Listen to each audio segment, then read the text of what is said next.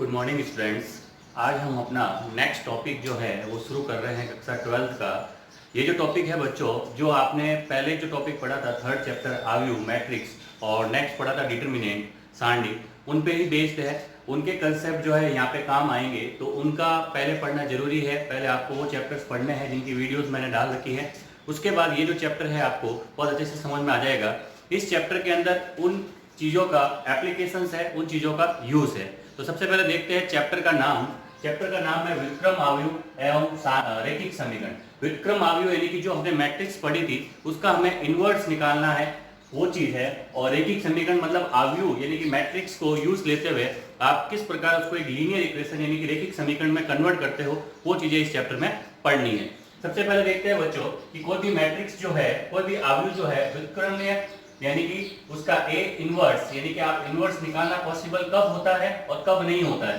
तो मैं बात करता हूं पहले व्युत्क्रम यानी कि नॉन सिंगुलर बोलते हैं, यानी कि आपको ए इनवर्स पॉसिबल होगा कब, जब आपके पास वर्ग आव्यूह यानी कि कोई भी आपके पास मैट्रिक्स है ए जिसकी सारणी यानी कि जिसका जो डिटर्मिनेंट है अगर नॉट इक्वल्स टू 0 आता है, तो उस केस में जो है आप उसका ए इनवर्स निकाल सकते हो, वो पॉसिबल होता है। ये आपको ध्यान रखना है कि व्युत्क्रमणीय नॉन सिंगुलर ऑब्जेक्टिव में सवाल बन सकता है, ध्यान रखना।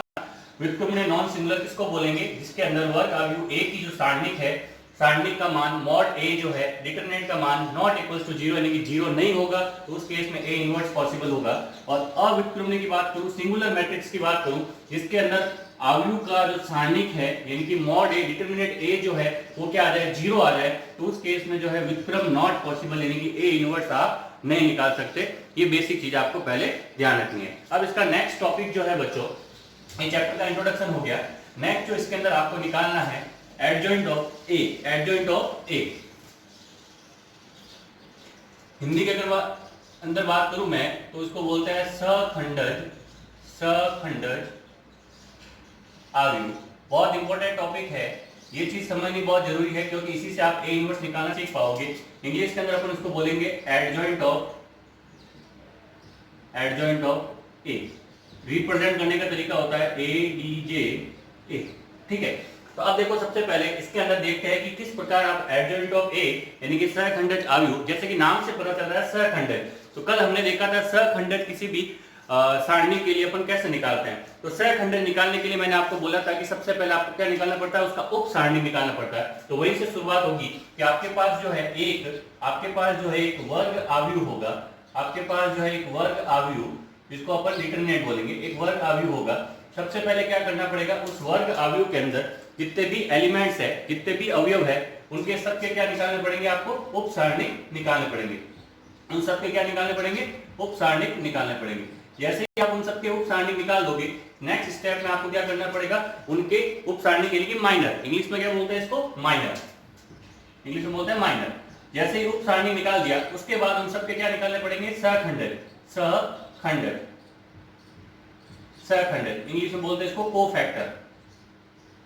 नेक्स्ट सबके आपको क्या निकालने पड़ेंगे, कोफैक्टर। और इसको निकालने का मैंने आपको एक तरीका बताया था, -1 की पावर i प्लस जे। आई है आपकी पंक्तियां रोज एंड जे है आपका कॉलम, इक्वल्स टू -1 की power i plus J into उप सारणी, इंटू उप सारणी यानी कि जिसका आपको सहखंडज निकालना है उसका उप सारणी यहाँ पे मल्टीप्लाई में रहेगा। ये आपको ध्यान रखना है। सहखंडज कोफैक्टर निकल गई, सबके कोफैक्टर निकालने के बाद इन सहखंडज की आपको क्या बना देनी है, इन सहखंडज की आपको बना देनी है एक मैट्रिक्स। सहखंडज की आव्यूह यानी कि आपको मैट्रिक्स बना देनी है, आव्यूह यानी कि मैट्रिक्स। सहखंडज की आपको क्या बना देनी है, मैट्रिक्स। और नेक्स्ट स्टेप में क्या कर देना है, इस सहखंडज आव्यूह की जो मैट्रिक्स बनी है आपने, सहखंडज की आव्यूह का क्या कर देना है, सहखंडज की आव्यूह का ट्रांसपोज कर देना है, आव्यूह का ट्रांसपोज। और हिंदी के अंदर बात करूं मैं तो इसका आपको क्या कर देना है, परिवर्त कर देना है। ये हमने जो आपका थर्ड चैप्टर आव्यूह पढ़ा था उसके अंदर सीखा था। ट्रांसपोज लिखने का तरीका मैंने बता दिया था, a की पावर t या a डैश निकालना है, आपको a डैश निकालना है। इसका मतलब क्या करना है, जितनी भी पंक्तियां हैं उनको कॉलम में बदल देना है। तो ये जो चीज निकलेगी, ये जो चीज निकलेगी, ये आपके क्या हो जाएगी, adjoint of A, adjoint of A यानी कि सहखंडज आव्यूह निकल जाएगा। तो इस तरीका इन स्टेप्स को फॉलो करोगे तो इन स्टेप्स को फॉलो करते हुए सबसे पहले देखो आपको एक वर्ग अवयव स्क्वायर मैट्रिक्स दे रखा होगा, उसके लिए सबके उप सारणी निकालना है। उप सारणी निकालने का तरीका मैंने आपको बताया था कि जिस अवयव का उप सारणी निकालना है उस सीध में आने वाली पंक्ति का दमन कर दो, उसके सीध में आने वाले कॉलम का दमन कर दो, यानी कि उनको छुपा दो। जितने भी अवयव बचेंगे वो उसकी उप सारणी हो जाएगी। जैसे ही उप सारणी निकलती है उनके सहखंड निकालने। सहखंड निकालने का तरीका -1 की पावर i + j पंक्ति कॉलम रो एंड स्तंभ और इनटू उप सारणी जिसके लिए आपको सहखंड निकालना है। फिर उसके बाद उसकी सबके सहखंड निकालने के बाद सहखंड की एक अवयव मैट्रिक्स बन जाएगी और उनकी मैट्रिक्स का क्या कर दोगे, उस मैट्रिक्स का आपको ट्रांसपोज कर देना है, a डैश कर देना है, यानी कि पंक्तियों को, यानी कि पंक्ति रो जो होगी, रो को आपको क्या बना देना है, कॉलम। या तो ये कर दो या जो कॉलम है आपके पास जितने भी उनको क्या बना दो, रो, यानी कि पंक्तियां बना दो, तो बन जाएगा आपके पास एडजॉइंट ऑफ ए। इस प्रकार आप जो है एडजॉइंट ऑफ ए निकाल सकते हो। अब देखो नेक्स्ट चीज, एक बार में न्यूमेरिकल से आपको निकालना बता देता हूं। एडजॉइंट ऑफ ए अपन कैसे निकालते हैं, चलो एडजॉइंट ऑफ ए को अपन ए इनवर्स के साथ व्युत्क्रम के साथ ही समझेंगे। तो नेक्स्ट जो टॉपिक आता है आपके पास इनवर्स यानी कि व्युत्क्रम। नेक्स्ट टॉपिक आता है आपके पास इनवर्स यानी कि व्युत्क्रम। देखो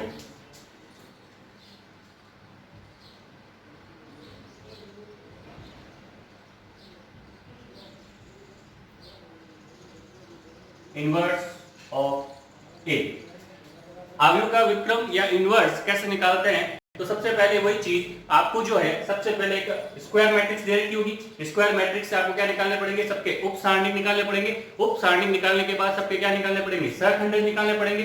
सहखंड निकालने के बाद सहखंड की एक अवयव मैट्रिक्स बनेगी, उसका डिटरमिनेट उसका आप ट्रांसपोज निकालोगे, उसका परिवर्त निकालोगे, उससे बनेगा आपके पास एडजॉइंट ऑफ ए। जैसे ही एडजॉइंट ऑफ ए बन जाता है उसके बाद ए इनवर्स जो होता है वो होता है एडजॉइंट ऑफ ए बट्टे में मॉड ए, बट्टे में मॉड ए। बस ये जो चीज है आपको कर देनी है, उस प्रकार आपका क्या निकल जाएगा, ए इनवर्स निकल जाएगा। इसके अंदर देखो मैंने चैप्टर के शुरुआत में बताया था कि आपका जो मॉड ए का मान नॉट इक्वल टू 0 होगा तभी आप उसका इनवर्स निकाल पाओगे। तो यहाँ से पता भी चल रहा है अगर इसका मान 0 हो गया तो क्या हो जाएगा, ये इनफाइनाइट हो जाएगा जो कि अपरिभाषित होगा। तो इस तरीके से हमने ये ए इनवर्स निकालना और सहखंड अवयव यानी कि एडजॉइंट ऑफ ए निकालना सीखा। अब एक न्यूमेरिकल से इसको सॉल्व करके देखते हैं। जैसे मेरे पास एक डिटरमिनेंट दे रखी है, सॉरी सारणी 1 2 3, ठीक है। एक वर्ग अवयव ले लेते हैं 1 2 3 2 3 1 3 1 2, ये आपके पास क्या है, एक वर्ग अवयव। तो सबसे पहले मैंने बताया था वर्ग अवयव देर का होगा, पहला स्टेप हो गया। दूसरे स्टेप में क्या करना है, इनके उप सारणी निकालना है। तो उप सारणी निकालना पहले किसका, a11 का। a11 का उप सारणी निकालेंगे तो a11 के उप सारणी के लिए यानी कि 1 वाली लाइन और ये स्तंभ यानी कि पंक्ति और ये कॉलम दब जाएगा तो 3 1 1 2, क्या आएगा 3 1 1 2। तो इसका अपन जब मल्टीप्लाई करेंगे 3 दूनी 6 -1 क्या आ जाएगा 5, ठीक है। एक बार लिख देते हैं आपके लिए 3 1 1 2, ठीक है, ये आ जाएगा इसके लिए। तो इसको अपन सॉल्व करेंगे 3 दूनी 6 -1 बराबर 5। इसी प्रकार जब मैं ये वाला जो एलिमेंट होगा वो होगा 1 2 निकालूंगा, ये लाइन ये सॉरी ये कॉलम और ये पंक्ति दमन हो जाएगी तो 2 × 2 4 -3 तो कितना आ जाएगा 1, ठीक है। इसी प्रकार नेक्स्ट मैं निकालूंगा a1 3 यानी कि ये रो एंड ये कॉलम दमन हो जाएगा 2 1 जा 2 -9, तो 2 में से 9 गया, पीछे बचेगा आपके पास -7। उसके बाद देखो नेक्स्ट a21 यानी कि ये वाली लाइन यानी कि ये रो और ये कॉलम कट हो जाएगा तो 2 × 2 4 -3 एकम 3 तो आ जाएगा आपके पास 1। उसी प्रकार नेक्स्ट निकालूंगा मैं आपके पास a22 यानी कि बीच वाला ये, तो ये आपकी पंक्ति ये आपका कॉलम दमन हो जाएगा 2 माइनस क्या हो जाएगा 9, तो फिर से क्या आ जाएगा -7। फिर a23 निकालोगे आप a23 यानी कि इसके लिए तो ये रो और ये कॉलम दमन हो जाएगा 1 -6 कितना हो जाएगा -5। उसी प्रकार नेक्स्ट a31 निकालोगे आप a31 यानी कि ये वाला एलिमेंट, तो ये आपका कॉलम ये आपकी रो दमन हो जाएगी 2 -9 फिर से क्या आ जाएगा -7। फिर a32 निकालोगे आप a32 यानी कि इस वाले के लिए यानी कि ये वाली रो ये वाला कॉलम तो 1 -6 आ जाएगा आपके पास -5। इसी प्रकार नेक्स्ट a33 निकालोगे a33 यानी कि इसके लिए तो ये वाली रो ये वाला कॉलम तो 3 माइनस 4 कितना आ जाएगा आपके पास -1। ये सब जो है हमने निकाले हैं A11 से लेके A33, ये सारे क्या आ गए आपके उप सारणी आ गए, यानी कि आपका जो चौथा चैप्टर है डिटरमिनेंट उसके अंदर उप सारणी निकालना सीखा था, उसका आपका रिवीजन वापस चल रहा है, यानी कि सबके उप सारणी का अपन ने निकाल दिया। अब उप सारणी निकालने के बाद सबके क्या निकालने हैं, सहखंडज निकालने हैं, सबके सहखंडज। तो सहखंडज का फॉर्मूला मैं एक बार वापस लिख देता हूं, सहखंडज इक्वल्स टू आपके पास हो जाएगा, यानी कि Fij इक्वल्स टू हो जाएगा आपके पास -1 की power i plus j into उप सारणी, यानी उप सारणी को मैं लिखूंगा a i j। अब फटाफट सबके उप सारणी देखते हैं, तो मैं देखता हूं पहले F11 के अंदर देखो i का भी मान 1, j का भी मान 1, तो 1 प्लस 1 क्या हो जाएगा 2, -1 की पावर 2, यानी कि क्या आएगा पॉजिटिव नंबर आएगा, क्योंकि -1 इंटू -1 क्या हो जाएगा +1, यानी कि इसका जो उप सारणी था कौन सा 5, ये इसका आंसर। नेक्स्ट F12 निकालूंगा, तो 1 2 के केस में 1 प्लस 2 कितना हो गया 3, और 3 पावर -1 की पावर 3 क्या आएगा माइनस, और अब इसका मान जो था आपके पास क्या था 1, तो ये हो जाएगा -1। इसी प्रकार नेक्स्ट जो आएगा आपके पास F12 के बाद आएगा F13, तो 1 3 में देखो 1 एंड 3 हो गया 4, यानी कि ये तो हो गया पॉजिटिव, तो ये आ जाएगा आपके पास -7, कोई दिक्कत नहीं। उसी प्रकार नेक्स्ट निकालूंगा मैं F21, तो F21 के केस में देखो 2 और 1 कितना हो गया 3, यानी कि यहाँ पे नेगेटिव, तो ये आ गया इसका नेगेटिव, और अब इसकी वैल्यू क्या थी, इसकी वैल्यू थी मेरे पास 1, तो ये आ गया 1। फिर उसके बाद देखो F22 के केस में पॉजिटिव, तो ये पॉजिटिव आएगा, और ये 22 का निशान यहाँ पे -7, ठीक है। उसके बाद F23 निकालेंगे, सहखंडज 23, तो 23 के लिए देखो 23 क्या हो गया 5 के केस में ये वाला क्या आएगा माइनस, एक माइनस यहाँ से एक माइनस यहाँ से माइनस क्या हो गया प्लस, तो ये गया 5। उसके बाद निकालेंगे F31 के केस में देखो फिर से क्या हो गया 3 और 1 4 यानी कि प्लस यहाँ से प्लस आएगा, यहाँ से प्लस, और ये आपका -7। फिर उसके बाद F32 की बात करेंगे, तो देखो 3 एंड 2 हो गया 3 और 2 5, यानी कि इसकी संख्या 5, यानी कि क्या आ गया माइनस, और यहाँ से एक माइनस क्या हो गया प्लस। उसके बाद देखो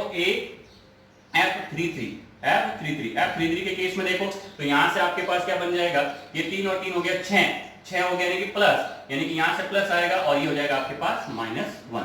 इस तरीके से अपन ने F11 से लेके F33 तक आपके सारे सहखंडज को फैक्टर निकाल दिए। तो पहला स्टेप था, आपको एक स्क्वायर मैट्रिक्स दे रखी है, उसके लिए सबके आपने क्या निकाल दिए, उप सारणी निकाल दिया A11 से लेके A33 तक। नेक्स्ट आपको निकाल देते सबके सहखंडज के लिए फॉर्मूला ध्यान रखना है -1 की power i plus j into उप सारणी, तो इसके लिए अपन ने सबके F11 से लेके F33 तक सहखंडज निकाल दिए। अब नेक्स्ट स्टेप ये कहता है कि आपको जो है इन सहखंडज की क्या बना देनी है, सारणी बना देनी है। तो एक सारणी बना देते हैं सहखंडज की। देखिए बच्चों, सहखंडज की अपन सारणी बनाएंगे, Fij इक्वल्स टू आपके पास एक सारणी बन जाएगी 5 -1 -7 -1 -7 5 -7 5 एंड -1। ये बन गई सहखंडज की सारणी।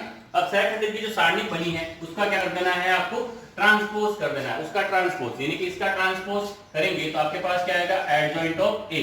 एडजॉइंट ऑफ ए कैसे आएगा, जितनी भी पंक्तियां उनको स्तंभ बना दो, यानी कि 5 -1 -8, ये जो पंक्ति थी इसको स्तंभ बना दिया, ये पंक्ति इसको स्तंभ बनाएंगे -1 -7 5, इसको भी बनाएंगे तो -7 5 और ये -1, ठीक है। यहां तक कोई दिक्कत नहीं। ये तो आगे एडजॉइंट ऑफ ए। अब मेरे ए इनवर्स का फॉर्मूला क्या था, ए इनवर्स का फॉर्मूला मैं यहां पे लिख देता हूं। ए इनवर्स का फॉर्मूला जो था वो था एडजॉइंट ऑफ ए बटे में मॉड ए, यानी कि मुझे मॉड ए निकालना है, तो मॉड ए अपन निकाल लेते हैं एक बार। ये वाली जो वैल्यू थी मेरे पास 3 था यहाँ पे, ठीक है। अब मॉड ए निकालना है, वो अपन ने कल सीखा था। मॉड ए निकालने के लिए मैं 1 के अकॉर्डिंग खोलता हूं, तो 1 बार, ठीक है। अंदर क्या आएगा, अंदर ये 1 की लाइन यानी कि रो स्तंभ कट जाएगा, 6 -1 यानी क्या जाएगा आपके पास 5, ठीक है। -2 को लूंगा बाहर, तो 2 के लिए कॉलम और ये रो कट जाएगी, तो 2 दूनी 4 -3 कितना आ जाएगा 1, ठीक है। प्लस 3 को लेंगे बाहर, तो ये 2 एकम 2 -9 तो आ जाएगा आपके पास -7, ठीक है। अब देखो यहां से क्या आ जाएगा 5 -2 -21, ठीक है। 5 -2 -21, तो यहां से देखो ये हो गया -23, यानी कि यहां से क्या आ गया -18, ये आ गया आपके पास -18। अब ए इनवर्स की वैल्यू निकालेंगे अपन। ए इनवर्स जो हो जाएगा 1/-18, ठीक है। और एडजॉइंट ऑफ ए की वैल्यू क्या आई 5 -1 -7 -1 -7 5 -7 5 -1।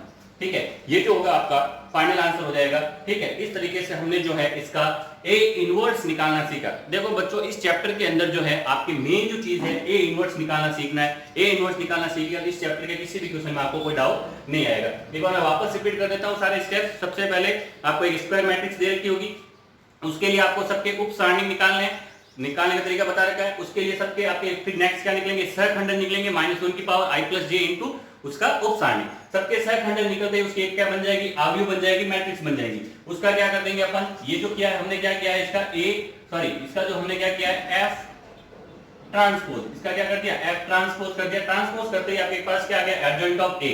अब आपको पता है कि a इनवर्स होता है एडजॉइंट ऑफ a बटा मॉड a, तो मैंने इधर क्या कर दिया मॉड a, यहां से इसका क्या निकाल दिया मॉड a निकाल दिया। मॉड a निकालते ही अपने पास फॉर्मूले में वैल्यूज पुट कर दी, ये आ गया आपके पास a इनवर्स। यहां तक कोई दिक्कत नहीं है बच्चों। ये आपका जो फर्स्ट है आपकी जो एक्सरसाइज है 5.1 उस तक के सारे कंसेप्ट मैंने आपको बता दिए। आराम से आप 5.1 के सारे क्वेश्चंस कर सकते हो। कोई दिक्कत आए, डाउट आए तो आप मुझे कमेंट बॉक्स में बता देना, पर्टिकुलर क्वेश्चन नंबर वो मैं आपको सॉल्व करवा दूंगा। नेक्स्ट जो है इसके अंदर, अब इसके बाद सारणिक के अवयव के आपके पास सारणिक के जो है उपयोग है, यूजेज है, क्या क्या यूजेज है, क्या क्या उपयोग है, वो आपको ध्यान रखना है। सबसे पहली चीज जो होती है त्रिभुज का क्षेत्रफल, त्रिभुज का क्षेत्रफल। ठीक है, area of triangle, area of triangle. ठीक है, आपको पता है कि एरिया ऑफ ट्राइंगल निकालने के लिए मुझे ट्राइंगल के तीनों सीड्स, तीनों वर्टिसेस दे रखे होंगे। वर्टिसेस जो है आपके पास a = x1 y1, ठीक है, b = x2 y2, ठीक है, c के कोऑर्डिनेट है आपके पास x3 y3। तो बेटर तरीका क्या है, आप इसको जो है एक डिटरमिनेंट, एक सारणिक के रूप में लिख दो। कैसे सारणिक के रूप में लिखूंगा मैं, x1 x2 x3 y1 y2 y3 और ये वाला एलिमेंट 1 1 1, क्योंकि सारणिक जो है हमेशा क्या उसकी स्क्वायर मैट्रिक्स, तो उसको स्क्वायर मैट्रिक्स बनाने के लिए मैंने एक 1 1 1 साथ में ले लिया।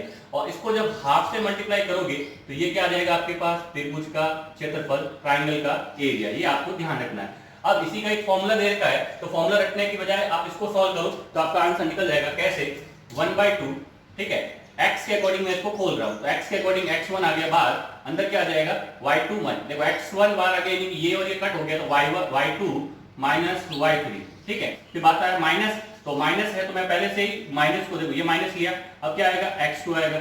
x2 जैसे ही आएगा मुझे पता है कि यहाँ पे x2 वाली रो और ये कॉलम कट हो जाएगा, क्या आएगा y1 - y3, y1 - y3।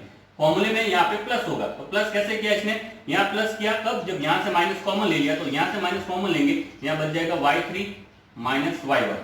फिर नेक्स्ट क्या आ जाएगा आपके पास, x3 लेंगे बाहर, x3 बाहर लोगे तो क्या हो जाएगा, ये लाइन यानी कि ये पंक्ति और ये आपका कॉलम कट हो जाएगा, तो क्या आ जाएगा y1 - y2, y1 - y2। कोई दिक्कत नहीं है, ये हो गया आपके इसका फॉर्मूला भी। तो आपको तो बेसिक ये डिटरमिनेंट यानी कि सारणी को सॉल्व करके हाफ से मल्टीप्लाई कर देना है, ट्राइंगल का एरिया आ जाएगा, त्रिभुज का क्षेत्रफल आ जाएगा। नेक्स्ट इसी के अंदर जो टॉपिक है वो है कि तीन बिंदुओं के सरेकी होने का प्रतिबंध। देखो तीन बिंदु, इसका नेक्स्ट यूजेज है तीन बिंदुओं का सरेकीय यानी कि कोलिनियर होना। 3 पॉइंट्स आपको दे रखे हैं, उनका सरेकीय कोलिनियर होने का क्या प्रतिबंध है, क्या नियम है, तो आपको ध्यान रखना है कि तीन बिंदु जो है सरेकीय कोलिनियर कब होंगे, जब ये कोलिनियर हो जाएंगे तो कोई ट्राइंगल नहीं बनेगा, और कोई ट्राइंगल यानी कि त्रिभुज नहीं बनेगा, इसका मतलब ट्राइंगल का एरिया क्या हो जाएगा, 0। तो सीधी सी बात है, आपको क्या कर देना है, डेल्टा बराबर 0, ये इसका प्रतिबंध हो गया। तीन बिंदु आपके पास दे रखे होंगे, x1 y1 x2 y2 और x3 y3। बोलेगा कि ये तीन बिंदु सरेके है तो इसके लिए प्रतिबंध, तो प्रतिबंध क्या हो गया, डेल्टा = 0, यानी कि सिंपल सी बात हो गई कि x1 y1 1 x2 y2 1 x3 y3 1 = 0। ये आप 0 करोगे तो आपके पास तीन बिंदुओं के सरेके होने का प्रतिबंध भी आ जाएगा। इसके बाद नेक्स्ट एक और चीज जो इसका यूजेस के अंदर आता है, सरल रेखा रैखिक समीकरण। तो देखो रैखिक समीकरण निकालने का तरीका मैं बता देता हूं। आपको दो बिंदु दे रखे होंगे, आपको दो बिंदु A एंड B आपको दे रखे होंगे। A दे रखा है आपके पास, A जो है x1 y1, B जो है आपके पास x2 y2, ठीक है, और बोलागा कि इस दोनों बिंदुओं से निकलने वाली रेखा का समीकरण मुझे निकालना है। तो आपको ध्यान ये रखना है कि जो आपके पास एक बिंदु होगा तीसरा C, एक बिंदु है तीसरा C, x, y, जो कि AB पर स्थित है, जो कि AB पर स्थित है। ये आपको ध्यान रखना है, जो कि AB पर स्थित है। तो अब आपके पास रेखा का समीकरण क्या आ जाएगा? रेखा का समीकरण आ जाएगा x1 x1 y1 1 x2 y2 1। ठीक है, इसको कर दोगे बराबर में 0, तो ये जो आंसर निकल के आएगा आपके पास रेखिक समीकरण आ जाएगा। ये आ जाएगा आपके पास रेखिक समीकरण। ये आपको ध्यान रखना है। ये तीन कंसेप्ट जो है आपके सारणी के यूजेस के ऊपर है। ये तीनों कंसेप्ट मैंने आपको बता दिए। ट्रायंगल का एरिया, तीन बिंदुओं के सरेखे होने की स्थिति, और रेखिक समीकरण अपन कैसे निकालते हैं, दो बिंदु दे रखे होंगे तब। यहां तक आपको अच्छे से समझ में आ गया, उम्मीद करता हूं बच्चों। नेक्स्ट जो कंसेप्ट है आपका, नेक्स्ट कंसेप्ट है क्रेमर नियम, जो कि अभी के सिलेबस के अकॉर्डिंग बात करूं मैं, संशोधित सिलेबस के अकॉर्डिंग, तो अभी आपके सिलेबस में नहीं है। क्रेमर नियम आपके सिलेबस में नहीं है, आपके सिलेबस में है आव्यूह सिद्धांत। आव्यूह सिद्धांत से कैसे सॉल्व किया जाता है, तो वो चीज पहले सीख लेते हैं। उसके लास्ट में मैं जो है आपको क्रेमर नियम भी बता देता हूं, जो कि क्रेमर नियम इसलिए बता रहा हूं यहाँ पे इस क्लास में, क्योंकि ये जो वीडियोस बना रहा हूं मैं, ये आपकी 12th क्लास के अकॉर्डिंग तो है ही, उसके अलावा जो इंफॉर्मेशन असिस्टेंट की जो वैकेंसी है उसमें 12th स्टैंडर्ड की मैथ्स आती है, उसमें भी बहुत हेल्पफुल होगा। तो देखो नेक्स्ट अपन पढ़ लेते हैं आव्यूह सिद्धांत। आव्यूह सिद्धांत, तो ये आव्यूह सिद्धांत क्या कहता है, इस आव्यूह सिद्धांत का यूज क्या है? इस आव्यूह सिद्धांत से हम किसी भी 2 या 3 मैट्रिक्स का जो मल्टीप्लाई होता है आपस में, उसको सॉल्व करके उनकी वैल्यूज फाइंड कर सकते हैं। तो सबसे पहले बात करें, जो आपके पास लीनियर इक्वेशंस होती है वो इस फॉर्म में होती है a11x plus a12y plus a13z बराबर b1, a22x plus a23y plus a22y plus a23z बराबर b2, a31x plus a32y plus a33z बराबर b3। ये आपके पास जो मैट्रिक्स होती है, डिटरमिनेंट होती है, उसको आप लीनियर इक्वेशन में इस तरीके से रिप्रेजेंट कर सकते हो। यानी कि मैं इसको जो है वापस ऐसे भी लिख सकता हूं, कैसे a11 a12 a13 a21 a22 a23 a31 a32 a33। ठीक है, और नेक्स्ट x y z, और सामने इसको लिख सकता हूं b1 b2 एंड b3। ये मैंने इसको इस फॉर्म में ट्रांसफॉर्म कर दिया, इसमें मैट्रिक्स फॉर्म में ट्रांसफॉर्म कर दिया। अब यहां से जो है आपको x की वैल्यू फाइंड करनी है। इसको मैं आपको दिखा देता हूं। इसको हम क्या लिख सकते हैं, a मल्टीप्लाई b पे मल्टीप्लाई है इनटू x बराबर ये आपके पास हो गया b। ठीक है, मुझे किसकी वैल्यू फाइंड करनी है, इस x की। तो मैंने दोनों साइड में क्या कर दिया, a इनवर्स से जो है मल्टीप्लाई करा दिया, ये a इनवर्स, क्योंकि मुझे यहां से a को हटाना है। तो मैंने दोनों साइड में क्या किया, a इनवर्स से मल्टीप्लाई, इधर भी कर दिया मैंने a इनवर्स से मल्टीप्लाई। अब देखो इस a और a इनवर्स को मैं साथ में ले लेता हूं, ठीक है, इनटू x बराबर a इनवर्स b। अब देखो ये a इंटू a इनवर्स, ये बन जाता है आपके पास i इंटू x बराबर a इनवर्स b। और इस i को मैं हटा भी सकता हूं, क्योंकि ये आइडेंटिकल मैट्रिक्स है, यानी कि डायगोनल जो है 1 1 1 होगा। बता रखा है पहले वाली क्लास में आपको। तो यहां से x की वैल्यू क्या आ जाएगी, a इनवर्स b। तो कुल मिला के आव्यूह सिद्धांत से जब भी आपको मैट्रिक्स को सॉल्व करके उसके अंदर जो चर है, वेरिएबल्स है, उनको फाइंड करना है, तो आपको क्या करना पड़ेगा, जो आपको यहां से a11 a12 a13 इनको मिला के एक मैट्रिक्स बनेगी a, ठीक है, आव्यूह बनेगा, उसका a इनवर्स निकालना है। a इनवर्स निकालने का तरीका मैंने आपको बता दिया पहले ही। उसका जो है मल्टीप्लाई कर देना है किससे, इधर वाले जो आपके पास कांस्टेंट है b, और मल्टीप्लाई करने का तरीका आपको पहले ही आव्यूह के अंदर बता रखा है। तो उसको सॉल्व करोगे तो आपके पास x की वैल्यू यानी कि x y z को तुलना करके आप निकाल सकते हो। उम्मीद करता हूं यहां तक आपको अच्छे से समझ में आ गया होगा। अब एक लास्ट टॉपिक है इस चैप्टर का, क्रेमर नियम, वो एक बार देख लेते हैं।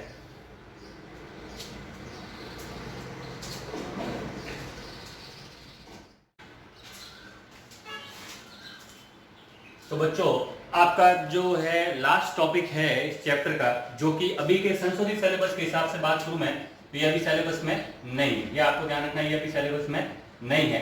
लेकिन इस टॉपिक को कराने का मेरा मकसद जो है, क्योंकि इसी वीडियो का यूज जो है मैं जो है इंफॉर्मेशन असिस्टेंट की जो तैयारी कर रहे हैं JVNL अपने राजस्थान विद्युत विभाग के अंदर, तो उसके अंदर 12th स्टैंडर्ड की मैथ्स है, तो उसके हिसाब से टॉपिक बहुत इंपॉर्टेंट है, उसके हिसाब से मैं करवा रहा हूँ। तो ये जो टॉपिक है क्रेमर नियम, ये क्रेमर नियम का जो टॉपिक है, इसका यूज जो है या तो 2 वेरिएबल्स की या 3 वेरिएबल्स की जो लीनियर इक्वेशंस होती है, रेखिक समीकरण होती है, उनको सॉल्व करने के लिए उनके जो वेरिएबल्स x y z होते हैं उनको फाइंड करने के लिए किया जाता है। तो सबसे पहले देखते हैं 2 चरों वाली रेखिक समीकरण, जो कि a1x प्लस b1y बराबर c1 या a2x प्लस b2y बराबर c2। इस तरीके से आपको दे रखी होगी तो आपको जो है पहले जो है इससे डेल्टा निकालना है। डेल्टा कैसे, तो आपका a1 a2 b1 b2 ये होगा आपका डेल्टा। जैसे डेल्टा निकल जाएगा फिर आपको डेल्टा 1 निकालना है। देखो डेल्टा 1 निकालना है यानी कि डेल्टा 1 यानी कि a1 a2 को छुपा देना है, तो उसके अकॉर्डिंग बन जाएगी c1 c2 b1 b2। Order ध्यान रखना ये बन जाएगा। उसी प्रकार डेल्टा 2 के लिए आपके b1 b2 छुप जाएगा तो बन जाएगा a1 a2 and c1 c2। ये आपके पास डेल्टा 2 आ जाएगी। तो इसका जो सॉल्यूशन निकालते हैं सीधा आपको ध्यान रखना है x अपॉन डेल्टा 1 बराबर y अपॉन डेल्टा 2 बराबर 1 अपॉन डेल्टा। यहां से आप जो है एक बार इसको जो है इसके बराबर करोगे तो आपके पास x निकल जाएगा, एक बार इसको जो है इसके बराबर करोगे तो y निकल जाएगा। अब देखो यहाँ पे एक और चीज जो आपके ऑब्जेक्टिव के हिसाब से बहुत इंपॉर्टेंट है कि अगर a1 a2 बराबर b1 b2 नहीं होता है, नॉट इक्वल होता है, तो उस केस में निकाय का जो हल होगा, यूनिक सॉल्यूशन अद्वितीय हल होंगे। निकाय जो होगा संगत होगा, कंसिस्टेंट होगा और इसके अंदर जो वेरिएबल्स होंगे वो क्या होंगे, स्वतंत्र होंगे, इंडिपेंडेंट होंगे। ये आपको ध्यान रखना है। उसके बाद अगर ये a1 upon a2 not equals to हो जाए b1 upon b2 but not equals to c1 upon c2, तो उस केस में नो सॉल्यूशन। ये चीज आप जो देख रहे हो अभी, ये आपको लग रहा होगा कि पहले कहीं पढ़ा है, तो आपने 10th क्लास के अंदर दो चरों वाले रैखिक समीकरण को जो हल करने का कंसेप्ट है वहां पे देखा था, सेम वही कंसेप्ट है। उसी बात नेक्स्ट a1 अपॉन a2 बराबर b1 अपॉन b2 बराबर c1 अपॉन c2, ये तीनों ही केस बराबर हो जाए तो उस केस में जो है लाइन इंटरसेक्ट तो होगी, लेकिन क्या आएंगे, अनंत सॉल्यूशन, इनफाइनाइट सॉल्यूशन आएंगे। और जहां भी सॉल्यूशन होता है वह निकाय क्या होता है, संगत। यहाँ पे नो सॉल्यूशन है, इसका मतलब निकाय कैसा होगा, असंगत। निकाय कैसा होगा, असंगत, क्योंकि यहाँ पे जो है पैरेलल लाइंस बनती है, समांतर रेखाएं बनती है और वो आपस में कभी इंटरसेक्ट नहीं करती, तो कोई सॉल्यूशन नहीं होगा। यहाँ पे जो आपके पास कोइंसिडेंट लाइन, संपर्क रेखाएं बनती है जो कि अनंत बिंदुओं पे इंटरसेक्ट करती है, प्रतिच्छेद करती है। निकाय कैसा होगा, स्वतंत्र, सॉरी निकाय जो होगा आपका संगत होगा लेकिन स्वतंत्र नहीं होगा, क्योंकि आपके पास कोई यूनिक सॉल्यूशन नहीं होता है। उसके बाद नेक्स्ट 3 चरों वाले रैखिक समीकरण को सॉल्व करने का तरीका, तो पहले तो आपको समीकरण जो है इस फॉर्मेट में आपको दे रखी होगी, सिंपल सा इसकी तुलना करके आपको delta a1 a2 a3 b1 b2 b3 and c1 c2 c3 यहां से निकल जाएगी आपके पास। उसके बाद डेल्टा 1 के केस में फिर से ये वाली लाइन छूट जाएगी,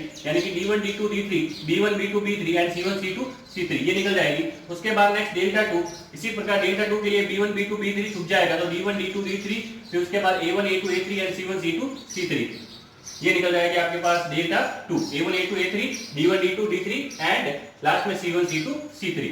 आपको ध्यान रखना है कि ये जो d1 d2 d3 का ऑर्डर जो है सबसे पहले रहता है। 1 के केस में ये सामने वाली चीज सबसे पहले आएगी, उसके बाद 2 के केस में ये सेकंड कॉलम में आएगी और 3 के केस में ये थर्ड कॉलम में आएगी। ये इसको याद रखने का तरीका है, ठीक है। उसके बाद बाकी बचे हुए डेल्टा 3 के लिए ये वाली लाइन कट जाएगी, ये वाले सारे c1 c2 c3 कट जाएंगे तो a1 a2 a3 and d1 b2 b3 आ जाएगा। इस प्रकार आप delta 1 delta 2 delta 3 and delta find कर लोगे। जैसे ये फाइंड होगा उसके बाद जो है सॉल्यूशन निकालने के लिए x upon delta 1 y upon delta 2 z upon delta 3 बराबर 1 अपॉन डेल्टा, यानी कि एक बार इसको जो है इसके बराबर करोगे तो आपके पास x आएगा, इसको जो है इसके बराबर करोगे y आएगा, इसको जो है इसके बराबर करोगे तो आपके पास z आ जाएगा। इसके अंदर एक पॉइंट आपको ध्यान रखना है, ऑब्जेक्टिव के हिसाब से इंपॉर्टेंट है, d1 बराबर d2 बराबर d3, अगर ये तीनों जो एलिमेंट है बराबर होकर 0 हो जाए तो उस केस में समघाती होमोजीनियस जो है वो होगा निकाय, अन्यथा क्या होगा, हेटेरोजीनियस विषमघाती। अब देखो इसके अंदर भी आपको ध्यान रखना है कि अगर डेल्टा नॉट इक्वल्स टू 0 तो उस केस में तो क्या आएगा, अद्वितीय हल आएगा, यानी कि इसका मान अगर 0 नहीं हो तो अद्वितीय हल आएगा। और अद्वितीय हल आता है तो निकाय कैसा होता है, निकाय होता है आपके पास संगत। निकाय कैसा होता है, संगत। अगर आपके पास डेल्टा तो 0 हो जाए लेकिन साथ में डेल्टा 1 डेल्टा 2 एंड डेल्टा 3 भी 0 हो जाए तो उस केस में निकाय संगत भी हो सकता है, असंगत भी हो सकता है। लेकिन ध्यान रखोगे कि जब संगत होगा तो उस केस में इनफाइनाइट सॉल्यूशन आएंगे, ये आपको ध्यान रखना है।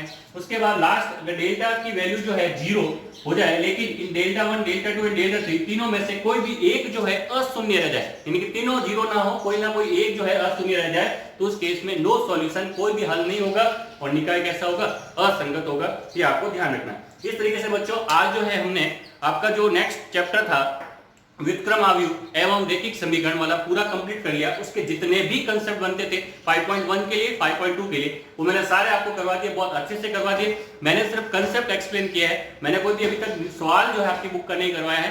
तो उम्मीद करता हूं कि आप क्वेश्चंस करो, इन कंसेप्ट को देखने के बाद क्वेश्चंस हो जाएंगे। फिर भी आपको पर्टिकुलर किसी क्वेश्चन में डाउट आता है आप क्वेश्चन नंबर मेंशन कर दीजिए, मुझे बता दीजिए कमेंट बॉक्स में, मैं आपको जरूर वो नेक्स्ट क्लास में सॉल्व करवा दूंगा।